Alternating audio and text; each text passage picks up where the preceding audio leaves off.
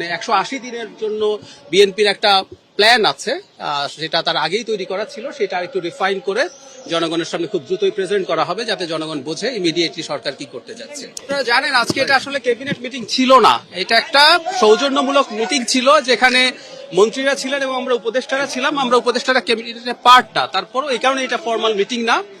তারপরে উনি যেটা বলেছেন, প্রধানমন্ত্রী আমাদেরকে এই বেসিক কয়েকটা কথা মূলত ক্যাবিনেটকে বলেছেন, সেটা হচ্ছে তারা যেন এই সরকারের কাছে জনগণ যে প্রত্যাশা করে একটা ট্রান্সপারেন্ট এবং একটা এফেক্টিভ সরকার, সেটা নিয়ে তিনি খুব সিরিয়াসলি সবাইকে স্মরণ করিয়ে দিয়েছেন। এর বাইরে খুব ইমিডিয়েটলি যে রমজান আসছে সামনে, রমজানে যেসব চ্যালেঞ্জগুলো আসতে পারে, দ্রব্যমূল্য, বিদ্যুৎ, বাড়ি ফিরে যাওয়া, এসব নিয়ে যেসব সংকট সাধারণত তৈরি হয়, সেগুলো যেন ঠিকঠাক মতো ফেস করা যায় সেগুলো। আর একটা কথা হয়েছে যে আমরা শর্ট টার্মে 180 দিনের জন্য বিএনপির একটা প্ল্যান আছে, সেটা তার আগেই তৈরি করা ছিল, সেটা একটু রিফাইন করে জনগণের সামনে খুব দ্রুতই প্রেজেন্ট করা হবে, যাতে জনগণ বোঝে ইমিডিয়েটলি সরকার কি করতে যাচ্ছে।